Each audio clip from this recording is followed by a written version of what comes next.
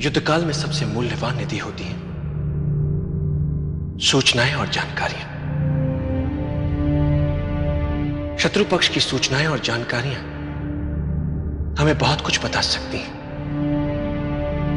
और जब हम इन्हें प्राप्त कर लेते हैं तो ये हमारी व्यूह रचना को बल ही नहीं देती, आधार भी देती हैं और उन्हें धार भी देती हैं।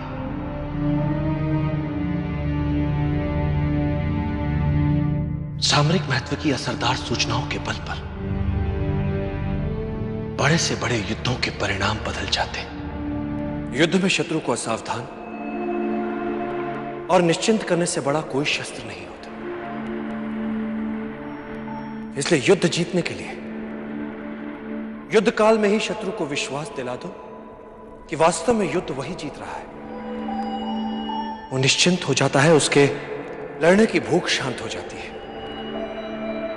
ऐसे समय में उस पर आक्रमण कर उसे सदा के लिए धराशायी किया जा सकता है।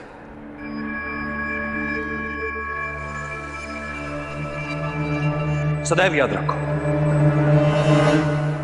युद्ध कला को मुख्य 5 तत्व नियंत्रित करते हैं। स्वर्ग या भाग्य, धरती या कर्म, सेनापति, संचालन विधि एवं अनुशासन, और इन सबसे ऊपर सबसे महत्वपूर्ण है नैतिक नियम। नैतिक नियम वो नियम होता है जिसमें प्रभाव और विश्वास के कारण प्रजा अपने राजा के प्रति प्रतिबद्ध रहती है। राजा के प्रति यह प्रतिबद्धता एक ऐसा नैतिक जाल होता है जिसमें उलझाकर आप जनता से जो चाहे करवा सकते हैं। आप जनता को आशा के जाल में इस नैतिकता से उलझा सकते हैं, जबकि वास्तविकता में आशा हो ही ना। आप इस नैतिक जाल की सहायता से जनता को आशा ना होते हुए भी यह विश्वास दिला सकते हैं कि आशा है। इस तरह से आप उनके स्वाभिमान को उकसा सकते हैं, उनके आत्माभिमान को उबार सकते हैं कि वे अपने लिए अन्य विकल्पों के होने के उपरांत भी आपके लिए अपने प्राण तक न्यौछावर करने के लिए तत्पर हो जाते हैं। चाणक्य सदा कहते थे कि युद्ध करके शत्रु पर विजय प्राप्त करने में कोई बड़ी बात नहीं है।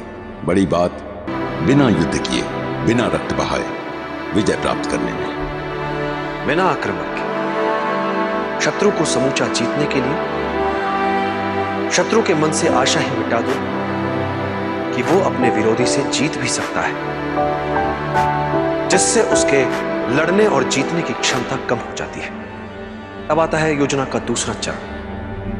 तो दूसरे चरण में जितने भी संसाधन हमारे पक्ष में है उनका प्रयोग, ताकि हारने की संभावना ही ना हो। और योजना का तीसरा चरण, शत्रु की निर्बलता का अपने लाभ के लिए प्रयोग,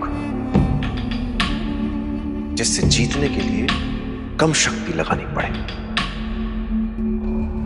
और इस बार चाणक्य ने धनानंद के लिए उसी की सत्ता और शक्ति के केंद्र में चुनौती प्रस्तुत कर उसके अस्तित्व को ही एक प्रकार से मानो झकझोर दिया था।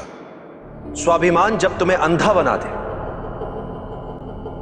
तो वो तुम्हारा सबसे बड़ा शत्रु बन जाता है। वो तुम्हें हिंसक बनाता है, तुम्हारे अंदर क्रोध उपजाता है। सबसे पहले हमें इस बात का ज्ञान होना आवश्यक है, और जब हम इस बात को जान लेते हैं तो हमें इसका उपयोगी अंग भी समझ लेना चाहिए, और वो ये है कि इस अभिमान का उपयोग अपने शत्रु के विरुद्ध करें। वो तिलमिला उठेगा और क्रोध से पागल हो कोई ना कोई भूल अवश्य कर बैठेगा।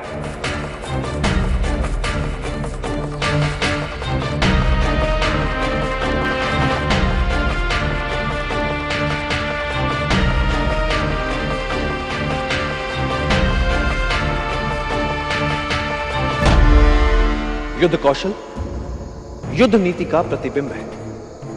युद्ध नीति युद्ध के लिए यथोचित युद्ध योजनाओं के लिए निर्माण का आधार होती है।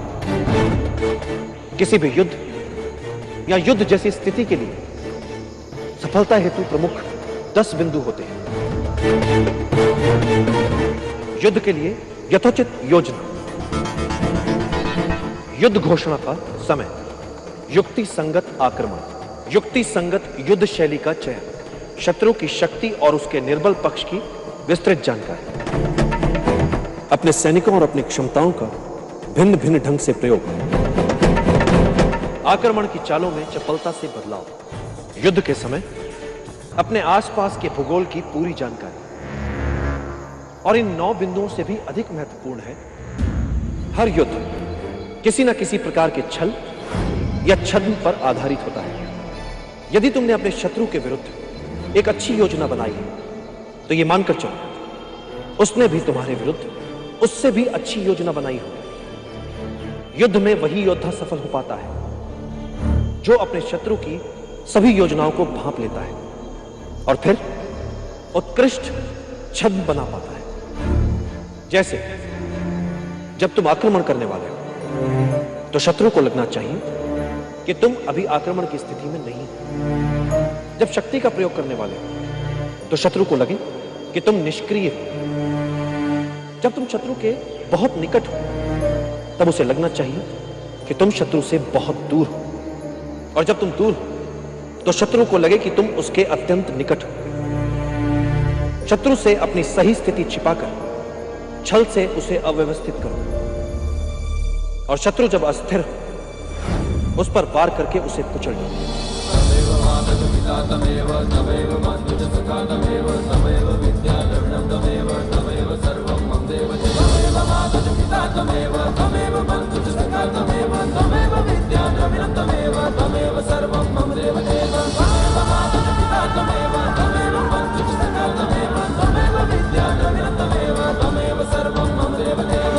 मैं किसी युद्ध में उलझना नहीं चाहता, किंतु मगध जैसे साम्राज्य में यदि हम उनसे बिना लड़े अपने आप को बचा नहीं पाए, ऐसे में मगध से सीधे युद्ध के अतिरिक्त हमारे समक्ष और कोई विकल्प नहीं बचता।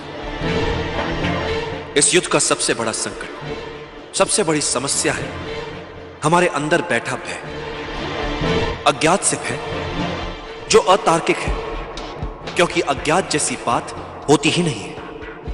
बातें मात्र कुछ समय के लिए हमसे छिपी हुई हो सकती हैं। कुछ समय के लिए हो सकता है कि हम उन्हें समझ न पाएं, तो इससे भय क्यों पाले मन? यह तो संकेत है इसमें कि चलो शत्रु के सामर्थ्य के बारे में और जानो, और जानो, और जानो।